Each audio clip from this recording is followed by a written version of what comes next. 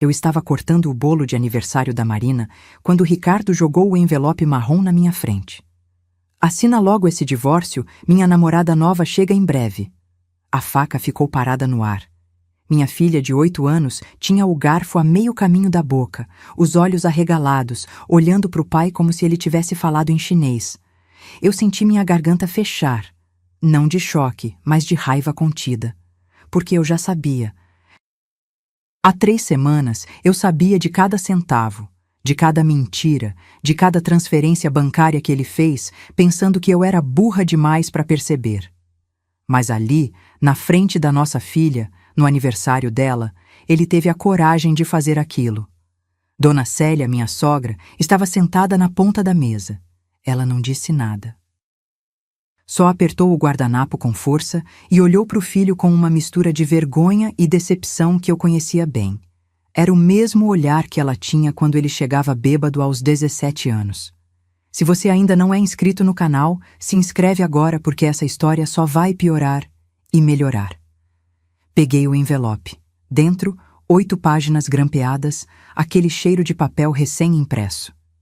Ricardo estava de braços cruzados, rebolando na cadeira com aquela arrogância de quem já ganhou. Ele nem olhou para o papel, nem olhou para Marina, que tinha lágrimas descendo em silêncio. Abri na primeira página.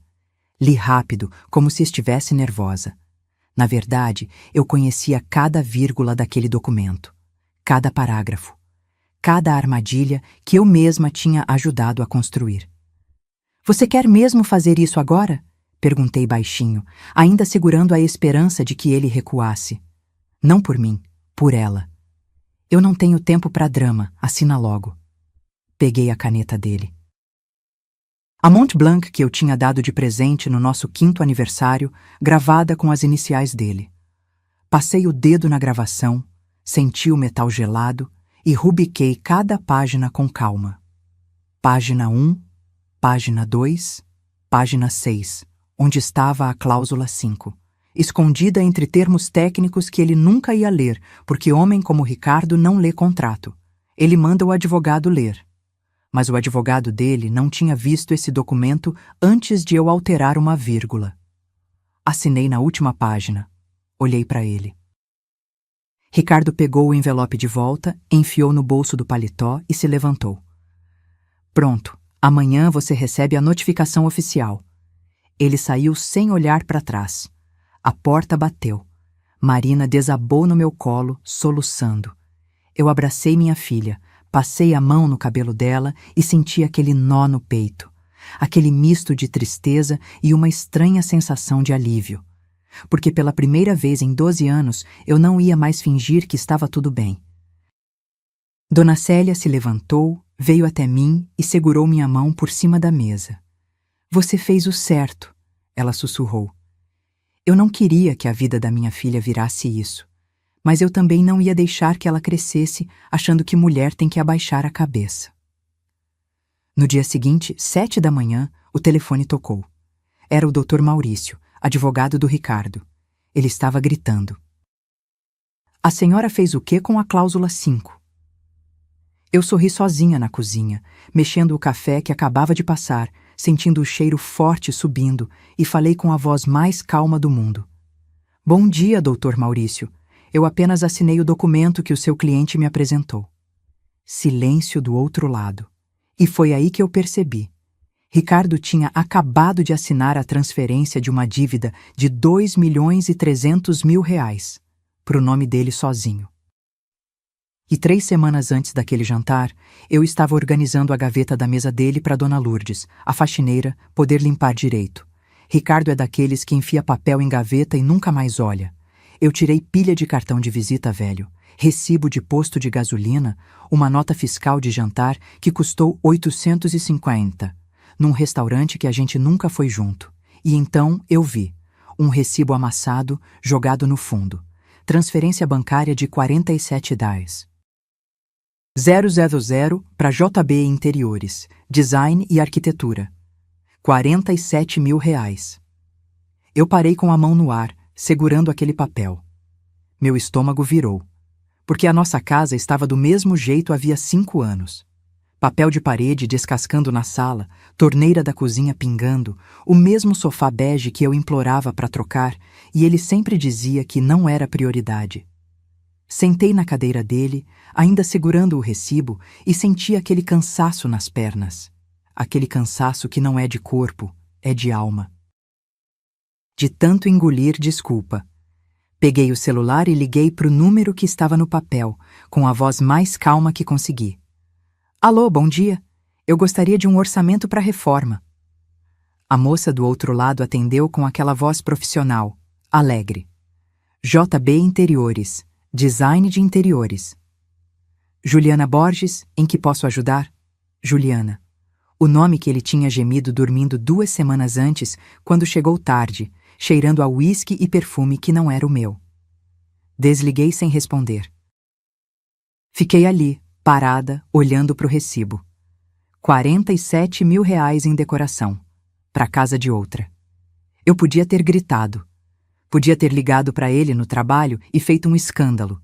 Mas 10 anos trabalhando como assistente jurídica no escritório de advocacia de família me ensinaram uma coisa: prova vale mais que grito. Documento vale mais que lágrima. Tirei foto do recibo.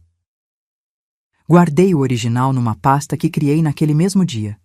Uma pasta física, azul, que escondi no armário do quarto de hóspedes. Porque papel não some com senha esquecida.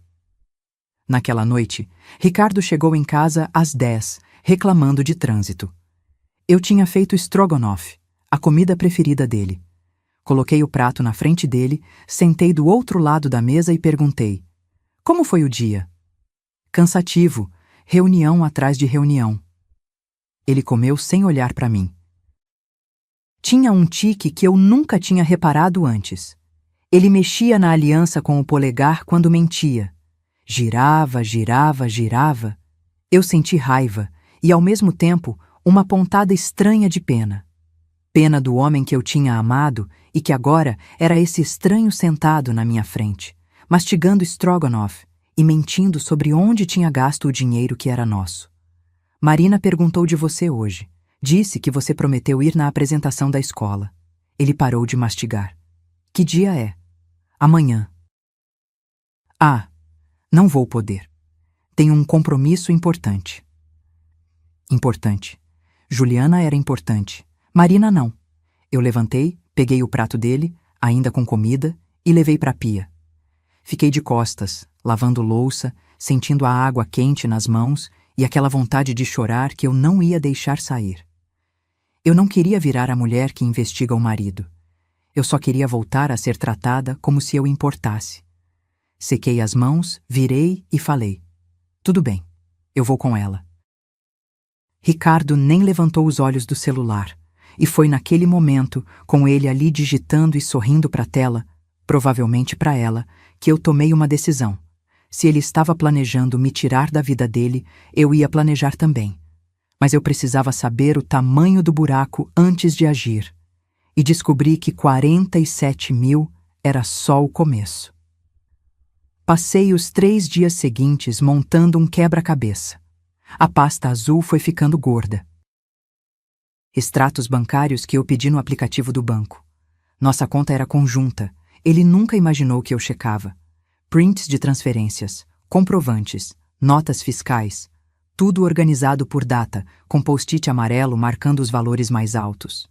Eu fazia isso de noite, depois que Marina dormia, sentada no chão do quarto de hóspedes com a pasta aberta no colo e uma xícara de chá de camomila esfriando do lado. Minha coluna doía. Eu ficava horas ali, anotando, somando, cruzando informações. E quanto mais eu somava, mais meu estômago embrulhava. 18 meses. Em 18 meses, Ricardo tinha transferido 2.300.000 reais da nossa conta conjunta para uma conta empresarial que eu nunca tinha ouvido falar. RJ Participações Ltda. 2.300.000. Dinheiro da herança da minha mãe, que tinha morrido 3 anos antes e deixado a casa dela para mim. Dinheiro que a gente vendeu porque Ricardo disse que era melhor investir. Dinheiro que eu coloquei na conta conjunta porque confiava. Eu senti a boca secar. Fui até a cozinha, enchi um copo d'água, bebi de uma vez e olhei pela janela. Lá embaixo, o porteiro estava varrendo a calçada. Vida normal, enquanto a minha desmoronava em silêncio. No dia seguinte, no intervalo do almoço no escritório, pesquisei RJ Participações na Receita Federal. A empresa existia. Aberta havia 2 anos. Sócios: Ricardo Mendes Albuquerque e Juliana Borges da Silva. O endereço registrado da empresa? Rua das Acácias, 428, AP 702. Joguei no Google Maps. Um prédio novo, moderno, na Barra. Vidros espelhados, portaria com segurança. O tipo de lugar que Ricardo sempre disse que era ostentação desnecessária. Ele tinha montado uma empresa com a amante, com o meu dinheiro. Voltei para casa naquele dia e fiz algo que não fazia havia anos. Parei na padaria e comprei pão francês quentinho, daqueles que você segura e queima a mão. Cheguei, passei manteiga, sentei com Marina na mesa da cozinha e comi em silêncio, ouvindo ela falar da prova de matemática. Eu precisava daquilo, daquele momento pequeno, daquela normalidade. Porque por dentro eu estava quebrada. Não pela traição, eu já sabia da traição, mas por perceber que ele tinha me roubado, friamente, metodicamente. Durante 1 ano e meio, eu não sabia se o que doía mais era a mentira ou descobrir que eu tinha sido tão fácil de enganar. Naquela noite, quando Ricardo chegou, ele estava diferente, mais atencioso. Trouxe sorvete de sobremesa, Häagen-Dazs, o caro, que ele dizia ser desperdício de dinheiro. Pensei em você, ele disse, com aquele sorriso. Eu olhei para ele e vi um estranho tentando me conquistar de novo. Ou pior, tentando me manter calma enquanto preparava o golpe final. Ele tinha medo. Medo de que eu desconfiasse. Medo de que eu mexesse nas contas. Por isso, o sorvete. Por isso, o sorriso. Comi uma colherada. Chocolate belga, doce demais. Obrigada, eu disse. Ele relaxou. Achou que tinha me comprado por R$ 39,90. Mas naquela mesma noite, enquanto ele dormia, voltei para o quarto de hóspedes, abri a pasta azul e escrevi no topo da primeira folha, com caneta vermelha: plano: como fazer ele devolver tudo sem destruir as provas. E foi aí que eu lembrei. Dona Célia, minha sogra, tinha me ligado na semana anterior pedindo para conversar. E eu tinha desmarcado. Desmarquei com Dona Célia num café pequeno perto da casa dela, longe do bairro onde a gente morava. Lugar simples, com toalha de plástico xadrez e bolo de fubá na vitrine. Cheguei primeiro. Pedi um pingado e fiquei mexendo na xícara, vendo o açúcar derreter, tentando adivinhar o que ela ia dizer. Esperava sermão, aquela conversa clássica de sogra. Casamento tem altos e baixos, homem é assim mesmo, você precisa ter paciência. Quando ela entrou, de bolsa grande no braço e lenço no pescoço, eu senti aquele aperto no peito. Dona Célia sempre foi elegante, mesmo para os 72 anos. Mas naquele dia ela parecia cansada, olheiras fundas, boca apertada. Sentou na minha frente, pediu um café preto, sem açúcar, do jeito que ela sempre tomou, e ficou me olhando em silêncio por uns 5 segundos que pareceram 5 horas. Então ela disse: eu sei que meu filho está com outra. Senti minha garganta fechar. Não esperava isso. E eu sei que você não merece. Ela abriu a bolsa, tirou um pendrive pequeno, prateado, e colocou na mesa entre nós duas. Empurrou na minha direção com a ponta do dedo, como quem entrega uma arma. O que é isso? Perguntei baixinho. Documentos da RJ Participações, contratos, transferências, tudo o que você vai precisar. Eu peguei o pendrive. Estava gelado na minha mão. Por quê? Dona Célia suspirou. Tirou os óculos, limpou com a ponta do lenço e colocou de volta. Quando olhou para mim de novo, tinha lágrimas nos olhos. Porque ele fez isso antes. Como assim? No primeiro casamento, a Patrícia. Ele tinha 26 anos, ela 24. Casaram, tiveram uma conta conjunta. E quando ela descobriu que ele estava com outra, Ricardo esvaziou tudo. Deixou ela sem 1 centavo, sem nada. Eu senti o café subir ácido na garganta. Eu não sabia que ele tinha sido casado antes. Porque ele não conta. Ele tem vergonha, ou deveria ter.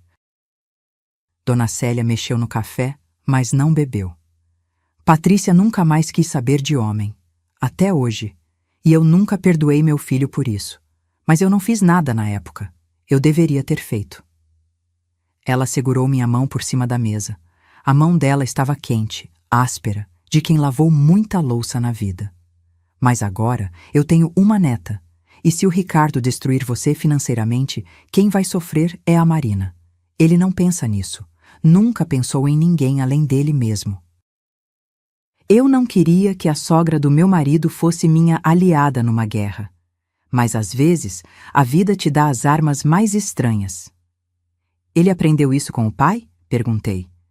Dona Célia fechou os olhos. Aprendeu. O Mário era assim, infiel, mentiroso, egoísta. Eu aguentei 30 anos porque achei que mulher tinha que aguentar. E olha no que deu. Criei um filho igualzinho. Ela apertou minha mão com mais força. Não repete o meu erro. Não deixa a Marina crescer achando que isso é normal. Eu chorei ali, no meio daquele café vagabundo, segurando a mão da minha sogra e sentindo um alívio estranho. Porque pela primeira vez em semanas, eu não estava sozinha. Dona Célia apagou os cafés. A gente saiu juntas. Na porta, ela me abraçou. Um abraço apertado, daqueles que a gente dá quando sabe que a outra pessoa está prestes a entrar numa guerra. Ele vai tentar te fazer de boba. Vai tentar te apressar, te pressionar. Não cede. Não vou. Ela sorriu tristeza. Você é mais forte que a Patrícia e mais esperta. Usa isso. Quando cheguei em casa, Marina estava fazendo lição de casa na mesa da sala. Olhou para mim e perguntou: Mãe, você tá bem? Seus olhos estão vermelhos. Passei a mão no cabelo dela. Estou, amor, só cansada. Fui pro quarto de hóspedes, tranquei a porta e conectei o pendrive no notebook. 37 arquivos, contratos assinados, extratos detalhados, notas fiscais. Tudo em nome da RJ Participações. Tudo carimbado, datado, oficial. E foi ali, olhando aqueles documentos, que eu percebi. Dona Célia não estava me ajudando só por mim. Ela estava tentando salvar a consciência dela. No dia seguinte, cheguei no escritório 1 hora mais cedo. Passei na padaria da esquina, comprei 2 pães na chapa e 2 cafés, um com açúcar, um sem. Sabia que o Dr. Henrique sempre chegava antes de todo mundo para ler processo em silêncio. Bati na porta da sala dele às 7h15. Entra. Doutor. Henrique estava de óculos de leitura na ponta do nariz, cercado de pilhas de papel. Levantou os olhos e franziu a testa quando me viu com a pasta azul debaixo do braço. Aconteceu alguma coisa? Preciso de ajuda, não como funcionária, como cliente. Ele tirou os óculos devagar. Me conhecia havia 10 anos. Sabia quando eu estava brincando e quando estava séria. Senta. Coloquei a pasta na mesa dele, abri e comecei a mostrar extratos, recibos, documentos da RJ Participações, prints de transferências. Enquanto ele ia virando as páginas, eu falava. Contei tudo. A Juliana, os 2,3 milhões desviados, a empresa fantasma, o apartamento na Barra. Dr. Henrique foi ficando cada vez mais quieto. Quando terminei, ele encostou na cadeira e passou a mão no rosto, um gesto que ele fazia quando pegava caso pesado. Isso aqui é desvio de patrimônio conjugal, simulação de empresa e possivelmente sonegação fiscal. Eu sei. Se você processar, vai ganhar, mas vai levar anos. E enquanto isso, ele pode esconder mais dinheiro, transferir bens, sumir com tudo. Eu senti aquele cansaço voltando nas pernas, porque era exatamente isso que eu tinha medo. E se ele assinar um documento assumindo tudo sozinho? Dr. Henrique parou. Olhou para mim com aquele olhar que eu conhecia bem, o olhar de quem acabou de ver a jogada. Seria genial. Mas como? Nenhum advogado minimamente competente deixa o cliente assinar isso. Eu respirei fundo. Ele tá com pressa. Quer me fora rápido? Por quê? Abri a bolsa e tirei uma coisa que eu tinha encontrado 2 dias antes, quando fui jogar o lixo do banheiro da nossa suíte. Um teste de gravidez. Positivo, embrulhado em papel higiênico, jogado no fundinho da lixeira. Não era meu. Eu tinha ligadura há 4 anos. Dr. Henrique olhou para o teste e seu rosto fechou completamente. A amante tá grávida. Sim.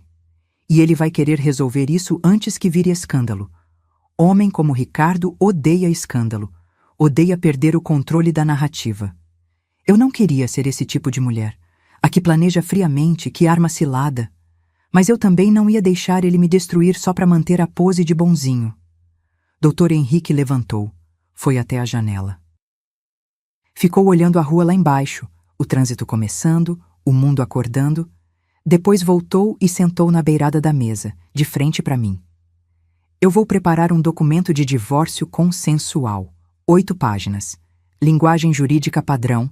Vai parecer normal à primeira vista. E a cláusula 5? Vai estar na página 6, no meio de um parágrafo sobre divisão de dívidas conjugais. Termo técnico: assunção unilateral de passivos conjugais ocultos. Traduzindo: qualquer dívida que um dos cônjuges contraiu sem conhecimento do outro vira responsabilidade exclusiva de quem contraiu. Eu senti meu coração acelerar. E se o advogado dele ler? O advogado dele vai ler. Mas se o Ricardo estiver com pressa, se ele achar que você está destroçada demais para reagir, ele pode assinar sem esperar a revisão final. Homens arrogantes sempre acham que mulher não entende de documento. Eu sorri sem alegria. Ele acha mesmo. Doutor. Henrique colocou a mão no meu ombro. Um gesto paternal. Você tem certeza? Porque isso não tem volta. Se ele assinar, você vai ter munição para destruir ele financeiramente. Pensei na Marina chorando no jantar. Pensei nos 2,3 milhões. Pensei na Juliana grávida, morando num apartamento pago com a herança da minha mãe. Tenho certeza. Ele pegou uma caneta e anotou num post-it. Cláusula 5. Passivos ocultos. E foi naquele momento, vendo ele escrever aquelas palavras, que eu percebi. Eu não estava só planejando um divórcio. Estava planejando uma emboscada. Passei as 2 semanas seguintes fazendo o melhor papel da minha vida. Chorava no banho com a porta entreaberta para ele ouvir. Deixava lenço usado em cima da cama. Parava de comer na frente dele. Empurrava o prato, mexia na comida, suspirava fundo. Uma noite, quando ele chegou tarde, eu estava na sala, de pijama velho, assistindo novela repetida com os olhos vermelhos de tanto esfregar com água.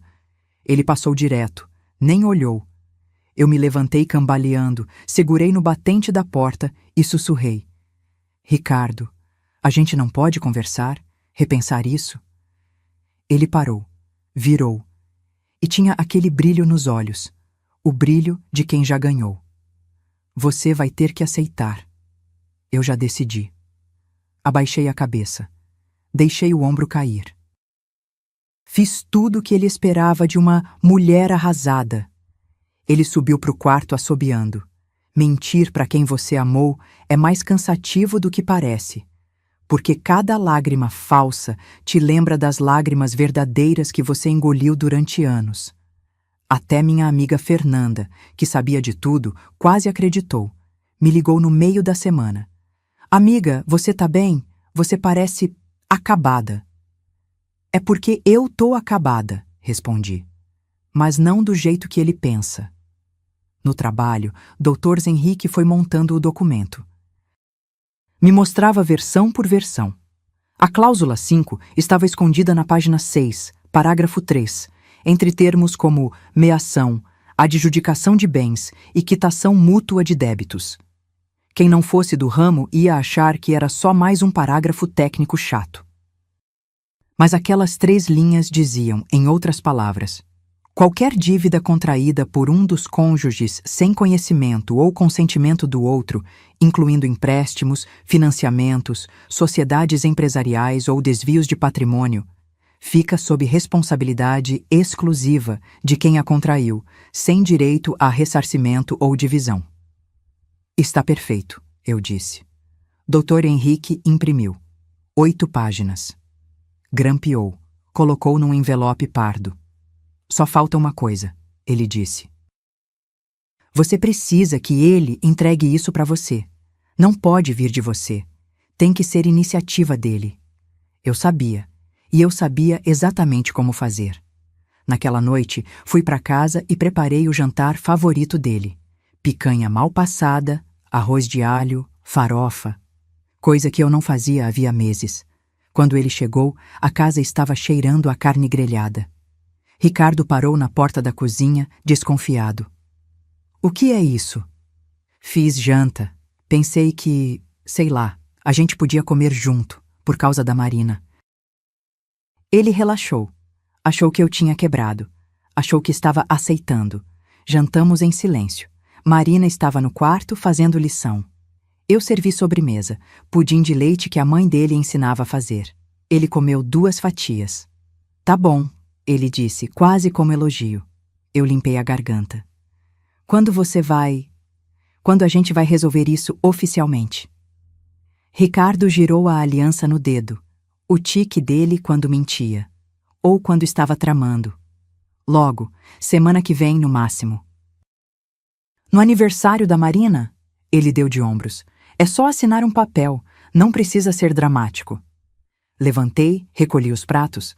Senti vontade de jogar aquele prato na cara dele, mas respirei fundo, levei tudo para a pia e lavei com água bem quente, deixando a mão queimar de propósito. Dor física era mais fácil de controlar que dor de raiva. No dia seguinte, Dr. Henrique me ligou. Ele pediu o documento. Meu coração parou. Como assim? O advogado dele, doutor Maurício, me ligou pedindo uma minuta de divórcio consensual. Disse que o cliente está com pressa e quer resolver logo. Eu sorri sozinha no escritório. Manda. E foi aí que eu entendi. Ricardo estava tão apressado em se livrar de mim que nem esperou eu pedir o divórcio. Ele mesmo acelerou a própria armadilha. O bolo de aniversário da Marina tinha 8 velhinhas cor-de-rosa. Ela tinha pedido tema de unicórnio. A gente estava numa pizzaria simples, aquela do shopping que ela adorava desde pequena, com mesa redonda de fórmica e guardanapo de papel. Eu tinha acabado de acender as velas quando Ricardo chegou. Atrasado, como sempre. Dona Célia já estava sentada. Marina tinha convidado 2 amiguinhas da escola. Eu estava tirando foto com o celular, sorrindo, fingindo que estava tudo bem, quando ele puxou a cadeira, sentou e jogou o envelope marrom na minha frente. Ele nem esperou eu guardar o celular. Assina logo esse divórcio, minha namorada nova chega em breve. O barulho da pizzaria sumiu. As crianças pararam de rir. A amiguinha da Marina deixou o refrigerante cair, o líquido espalhando na mesa, pingando no chão. Marina ficou congelada, o garfo no ar, os olhos arregalados, olhando para o pai como se ele tivesse batido nela. Senti minha boca secar, meu coração batendo tão forte que doía no peito. Mas não era nervoso. Era raiva pura, concentrada, fervendo. Ele fez isso na frente da nossa filha, no aniversário dela, com testemunhas. Dona Célia apertou o guardanapo com tanta força que os nós dos dedos ficaram brancos, mas não disse nada. Ela sabia que isso era parte do plano. Dele, não meu. Ele estava tão desesperado, tão arrogante, que nem conseguia esperar. Peguei o envelope com as 2 mãos. Abri, devagar. 8 páginas grampeadas, cheiro de papel novo, logotipo do escritório do Dr. Maurício no topo. Fingi que estava lendo rápido, mas eu conhecia cada vírgula, cada parágrafo, cada armadilha. Página 1, divisão de bens. Página 2, guarda compartilhada. Página 6, parágrafo 3, cláusula 5.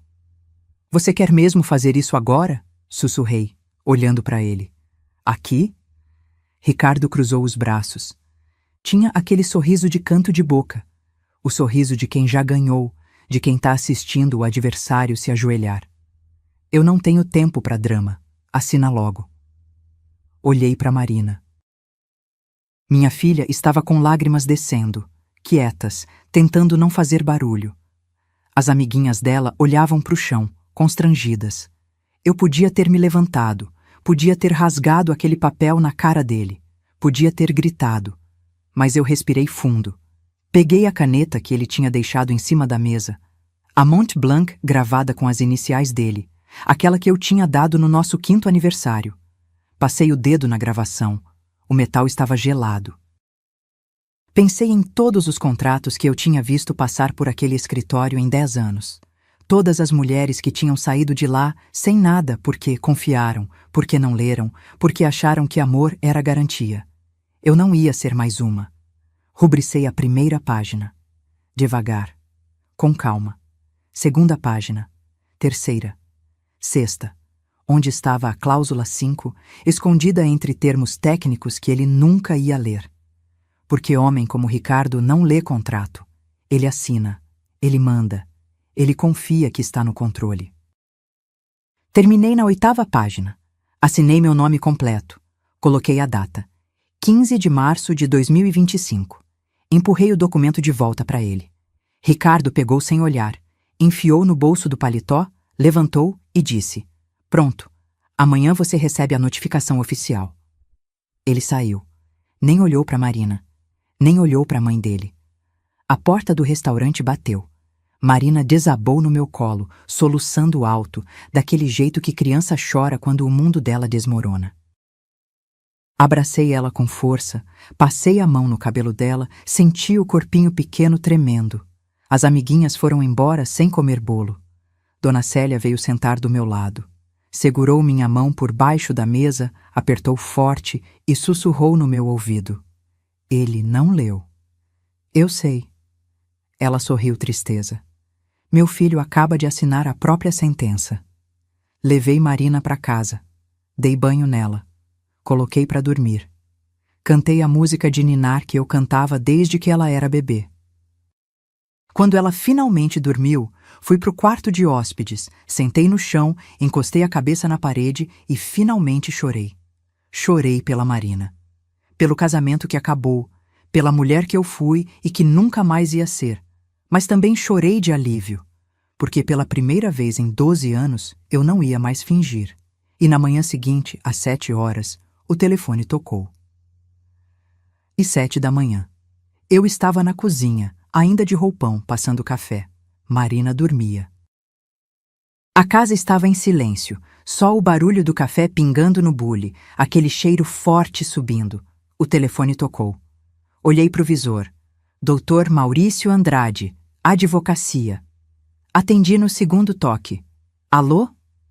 "A senhora alterou a cláusula 5. A voz dele veio tão alta que tive que afastar o celular da orelha. Dr. Maurício estava gritando. Gritando mesmo, daquele jeito que advogado de 30 anos de carreira não grita. "Bom dia, doutor." "Maurício", respondi, com a voz mais calma do mundo, mexendo o café com a colherinha. "Tudo bem?" "Não está tudo bem. A senhora incluiu uma cláusula de transferência unilateral de passivos. Isso é fraude." Peguei a xícara, levei até a mesa, sentei. Minha mão estava tremendo, não de medo, de adrenalina, mas minha voz saiu firme. "Doutor Maurício, eu apenas assinei o documento que o seu cliente me apresentou. Todas as páginas estão rubricadas por ele, inclusive a página 6. Silêncio do outro lado. Ouvi ele respirando pesado. Ouvi papel sendo folheado. Depois, um palavrão baixinho. A senhora sabia o que estava fazendo." "Eu trabalho há 10 anos em escritório de advocacia de família, doutor. Eu sei ler um contrato." Mais silêncio. Desta vez, mais longo. Mas o Ricardo não sabia sobre os 2.300.000 reais. Bebi um gole de café. Estava quente demais, queimou a língua, mas não reclamei. "Exatamente, doutor Maurício." Ele não sabia que eu sabia. Ouvi a cadeira dele rangendo do outro lado. Ele devia estar passando a mão no rosto, igual o doutor Henrique fazia quando pegava caso complicado. "A senhora está dizendo que ele desviou esse dinheiro?"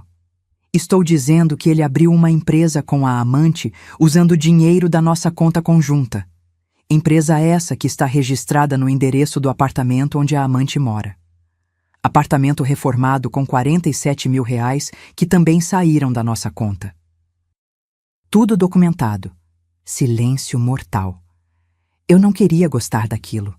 Não queria sentir prazer em ver o advogado dele percebendo que o próprio cliente tinha se enterrado. Mas, sinceramente, eu gostei. Doutora... Ele parou. A senhora não é advogada. Não sou, mas sou assistente jurídica há uma década.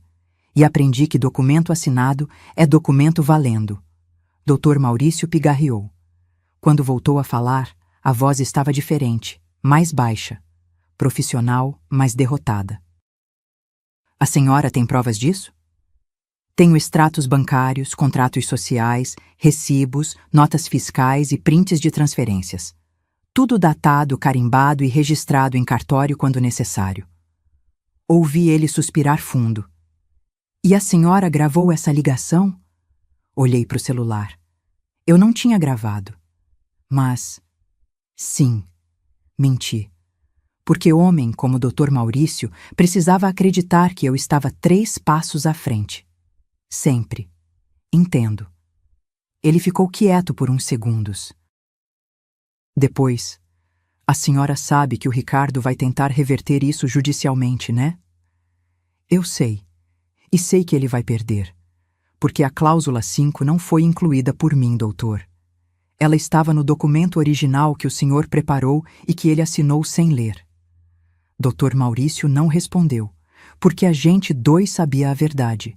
Ricardo tinha assinado com pressa, sem esperar revisão final, sem ler linha por linha, e agora estava preso. Vou ter que informar meu cliente, ele disse, a voz cansada. Por favor, e quando falar com ele, pode avisar que estou aguardando a devolução integral dos 2.300.000 reais. Ou a gente resolve isso no acordo de divórcio ou na justiça. A escolha é dele. Desliguei. Fiquei ali sentada, segurando o celular, ouvindo o café esfriando na xícara. Lá fora, o porteiro estava lavando a calçada. Vida normal. Enquanto a minha virava do avesso. Marina apareceu na porta da cozinha, de pijama, esfregando os olhos. Mãe, com quem você estava falando? Sorri para ela. Com ninguém importante, amor. Quer panqueca? Ela sorriu.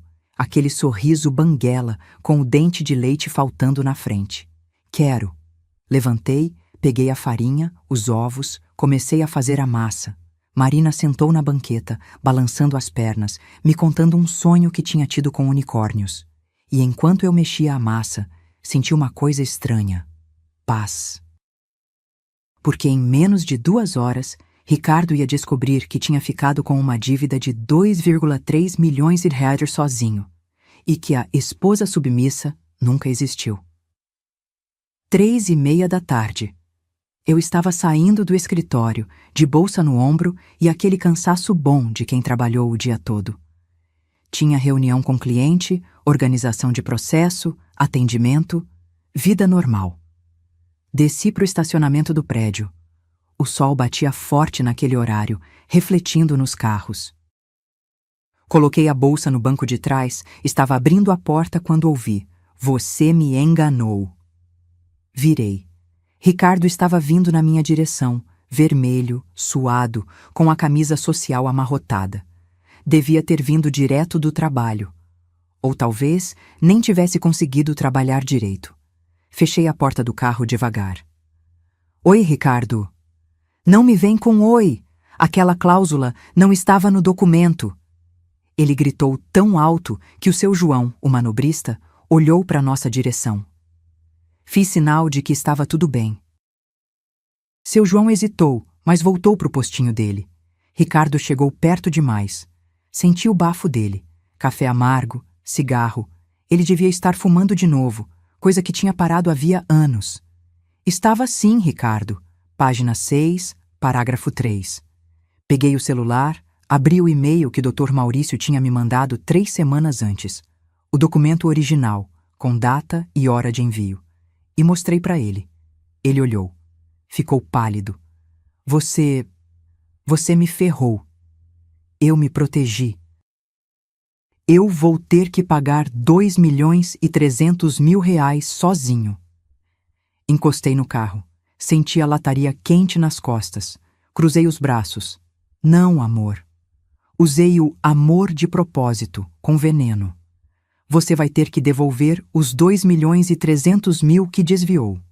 A cláusula diz que dívidas contraídas unilateralmente, sem conhecimento ou consentimento do cônjuge, são de responsabilidade exclusiva de quem contraiu.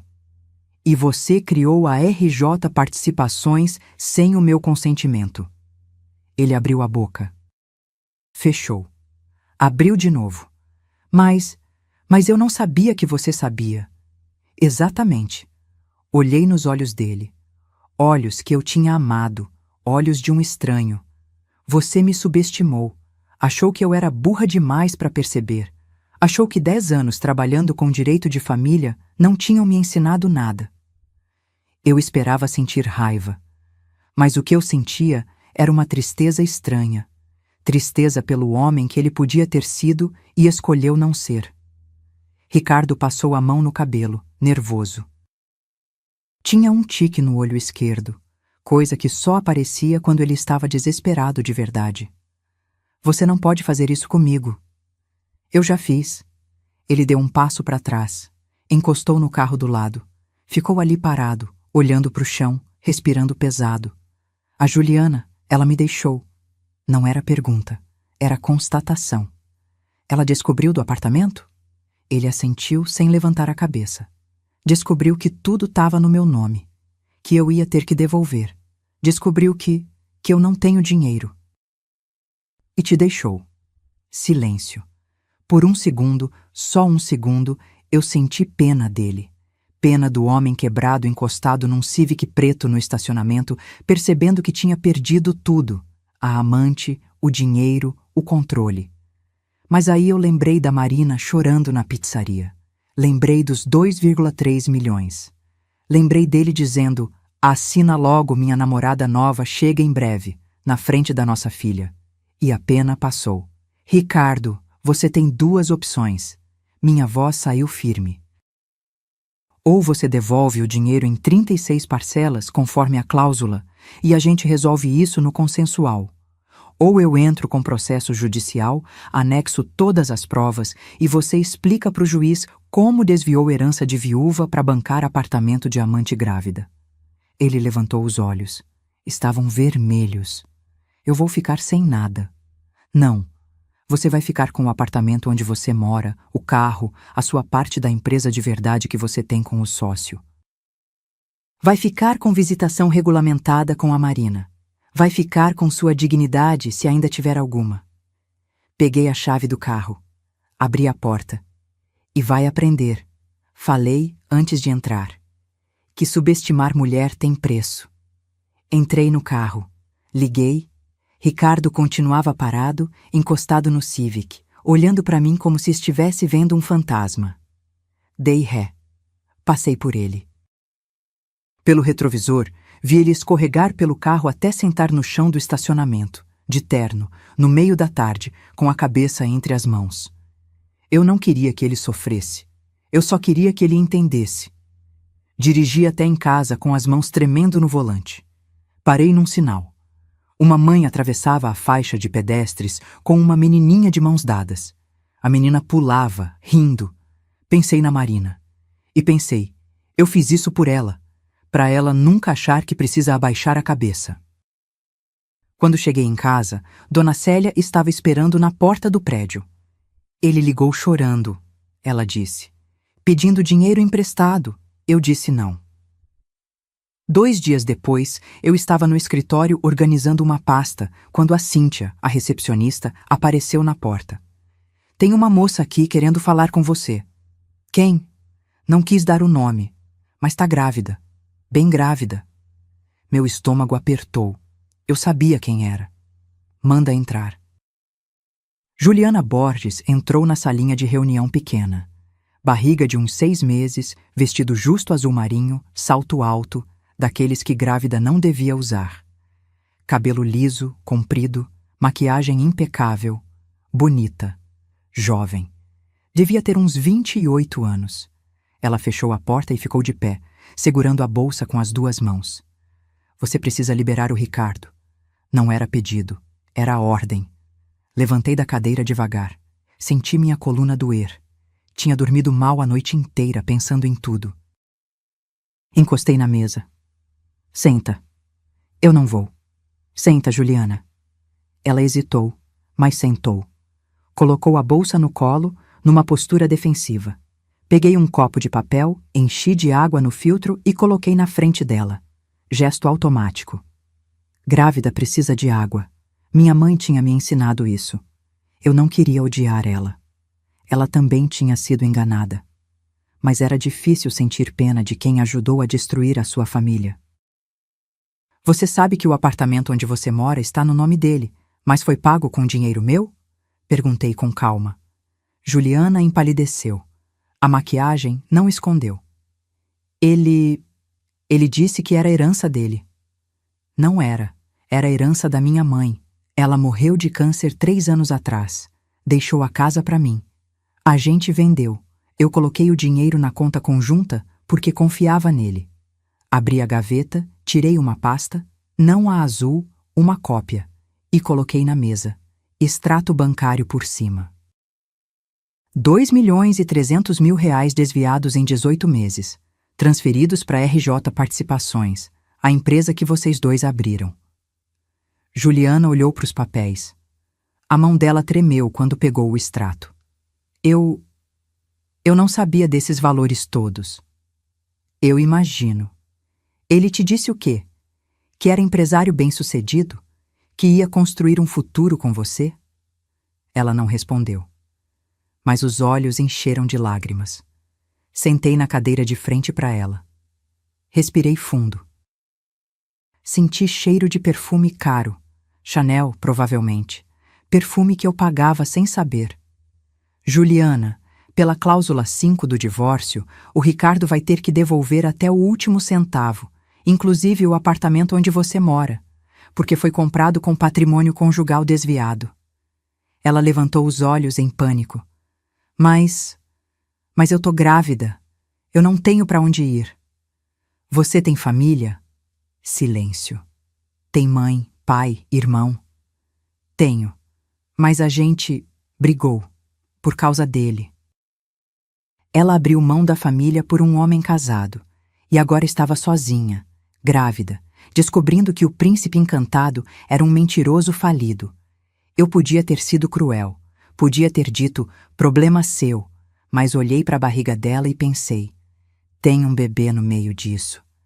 Um bebê que não pediu para nascer dessa bagunça. O apartamento não é seu, falei mais gentil. Mas o Ricardo vai ter que pagar pensão para o filho. Isso é garantido por lei. Você pode entrar com ação de alimentos mesmo antes do bebê nascer. Juliana limpou as lágrimas com as costas da mão. A maquiagem borrou. Ele não tem dinheiro. Ele tem. Ele tem salário, tem carro, tem a parte dele numa empresa de verdade. Ele não vai ficar rico, mas vai poder pagar pensão. Ela ficou quieta. Depois, pegou a bolsa, levantou devagar. Grávida de 6 meses, levanta tudo devagar. E olhou para mim com uma mistura de raiva e vergonha. Você planejou isso tudo. Eu me defendi. Juliana foi até a porta. Parou com a mão na maçaneta. Ele disse que você era fraca, que era fácil de manipular. Olhei para ela. E você acreditou. Ela saiu sem responder. Fiquei ali sentada, sozinha na salinha, ouvindo o barulho do escritório lá fora. Telefone tocando. Gente conversando. Impressora imprimindo.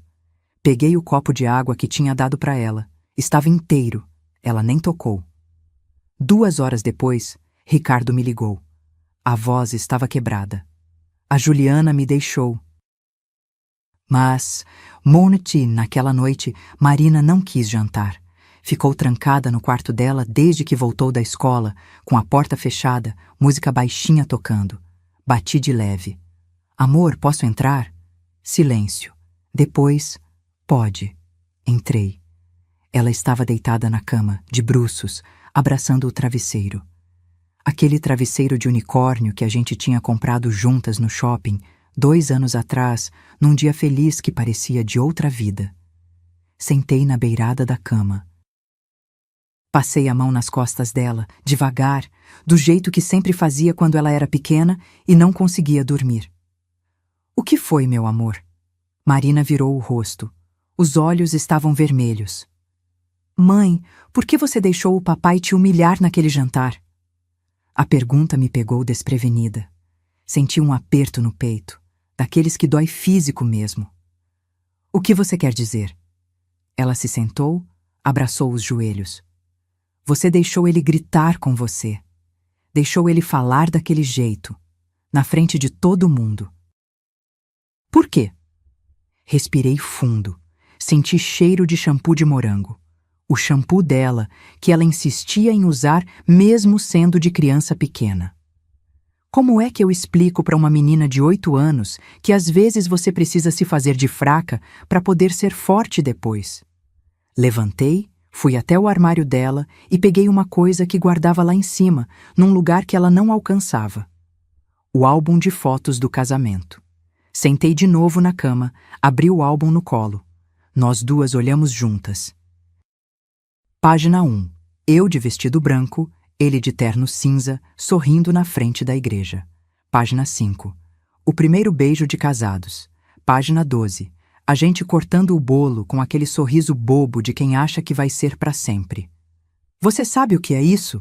Perguntei. Seu casamento. É. E sabe o que eu achava quando casei com ele? Marina balançou a cabeça. Eu achava que amor era suficiente, que se eu fosse uma boa esposa, uma boa mãe, se eu cuidasse bem da casa e da família, tudo ia dar certo. Virei a página. Foto da lua de mel em Maceió. Praia, sol, a gente de mãos dadas. Mas não deu, né? Marina disse baixinho. Não deu. Porque seu pai, ele não me respeitava. E quando alguém não te respeita, não importa o quanto você ame. Não funciona. Eu não queria chorar na frente dela, mas senti as lágrimas vindo, porque pela primeira vez eu estava admitindo em voz alta: meu casamento foi uma mentira. Marina limpou uma lágrima que escorreu no meu rosto. Então por que você deixou ele gritar com você? Porque às vezes, meu amor, você precisa deixar as pessoas mostrarem quem realmente são. Eu sabia que seu pai ia fazer aquilo, e eu sabia que precisava de provas. Provas de quê? De que ele não me respeitava, e não respeitava você. Fechei o álbum, coloquei de lado, segurei as 2 mãos dela. Marina, escuta bem o que eu vou te falar, tá? Porque é importante. Ela assentiu, os olhos grandes fixos em mim. Nunca, nunca mesmo deixa ninguém te tratar mal só porque você ama essa pessoa. Amor não dói. Amor não humilha. Amor não rouba. Se alguém te faz sentir pequena, você levanta a cabeça e vai embora. Entendeu? Mas você ficou tantos anos. Fiquei. Porque eu tinha medo. Medo de ficar sozinha, de não conseguir cuidar de você, de decepcionar as pessoas. Respirei fundo. Mas eu aprendi uma coisa, amor. É melhor estar sozinha com dignidade do que acompanhada sentindo vergonha. Marina me abraçou. Forte. Daquele jeito que criança abraça quando não sabe o que dizer, mas quer que a mãe saiba que entendeu. Eu abracei de volta. Senti o cheiro de morango do cabelo dela, senti o coração apertado de dor e ao mesmo tempo cheio de orgulho. Orgulho por estar ensinando para minha filha que mulher não abaixa a cabeça. Eu chorava. Mas não era choro de fraqueza. Era choro de luto pelo que podia ter sido e nunca foi. Fiquei ali, abraçada com ela, até sentir que ela relaxou. Deitei ela na cama, cobri com o lençol, aquele lençol de unicórnio que combinava com o travesseiro, e beijei a testa dela. Você é a pessoa mais corajosa que eu conheço, mãe. Marina sussurrou, já quase dormindo. Sorri, com lágrimas escorrendo, mas sorri. Aprendi com você, meu amor. Apaguei a luz. Saí do quarto devagar. Fechei a porta. Fui para a cozinha. Esquentei um resto de café na caneca, mesmo sendo 10 da noite. Sentei na mesa e fiquei olhando para a parede. Só olhando. O telefone tocou. Ricardo, Atendi. Oi. A voz dele estava rouca, quebrada. A gente pode conversar? Marquei com Ricardo numa cafeteria perto do escritório. Lugar neutro, público, com gente em volta. Não queria conversa dentro de casa, com Marina podendo ouvir. Cheguei primeiro. Pedi um café preto, sem açúcar. Tinha enjoado de doce. Fiquei mexendo na xícara, vendo o líquido escuro formar redemoinhos, quando ele entrou. Ricardo parecia 10 anos mais velho. Barba por fazer. Olheiras fundas, camisa amarrotada. Ele, que sempre foi meticuloso com roupa, que passava ferro até em camiseta. Sentou na minha frente sem pedir nada. Só sentou. Ficamos ali em silêncio, uns 30 segundos que pareceram 30 minutos. O barulho da cafeteria em volta. Máquina de café apitando, gente rindo, cadeira arrastando. Vida normal, enquanto a nossa explodia. Ele pigarreou. A voz saiu rouca. Eu errei. Não respondi. Só esperei. Errei com você. Errei com a Marina. Errei. Com tudo. Senti uma pontada estranha no peito, uma mistura de raiva e uma pena esquisita. Porque o homem sentado na minha frente não era o Ricardo arrogante da pizzaria. Era um estranho quebrado. Eu queria sentir vitória. Mas o que sentia era um vazio cansado. O vazio de perceber que não sobrou nada para salvar. Por que você me chamou aqui? Perguntei, baixo. Para ver se a gente pode renegociar. Renegociar o quê? O valor, o prazo, sei lá. Ele passou a mão no rosto. Eu vou ficar sem nada. Bebi um gole do café. Estava amargo demais. Não pedi açúcar. Você não vai ficar sem nada, Ricardo. Você vai ficar com o apartamento onde mora, com o carro, com a sua parte na empresa de verdade que você tem com o Marcelo. Vai ficar com visitação regulamentada com a Marina aos domingos. Mais 2.300.000 em 36 parcelas são mais de 60 mil por mês. Eu sei fazer conta. Ele se inclinou para frente, os cotovelos na mesa, as mãos entrelaçadas, numa postura quase de súplica.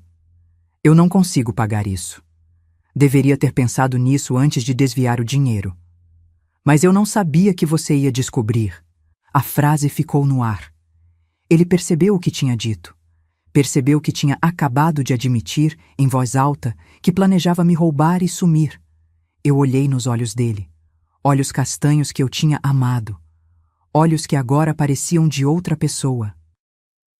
Ricardo, você me humilhou na frente da nossa filha. No aniversário dela.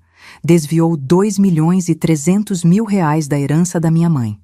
Montou uma vida paralela por 1 ano e meio. E só está aqui porque perdeu. Ele abaixou a cabeça. Eu sei. Você não está arrependido de ter feito. Você está arrependido de ter sido pego.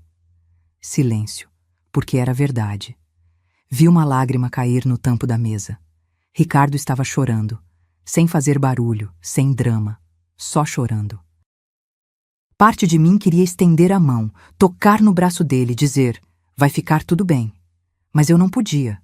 Porque perdoar agora seria trair tudo que eu tinha lutado para conquistar. Você tem 2 opções, falei firme.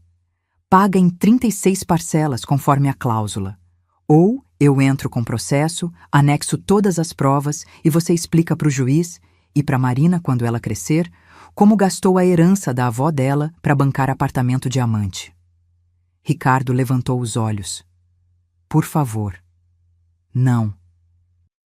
Não tem por favor, tem consequência. Abri a bolsa, tirei um documento que Dr. Henrique tinha preparado. Contrato de parcelamento da dívida. 3 páginas. Letra miúda. Tabela com valores, datas, juros de 1% ao mês. Coloquei na frente dele. Assina. Ricardo pegou o papel com a mão tremendo. Leu a primeira página. Começou a ler a segunda, mas desistiu no meio. Cansaço, derrota, ou simplesmente o mesmo padrão de sempre. Não ler o que assina. Peguei uma caneta da bolsa. Não a Montblanc.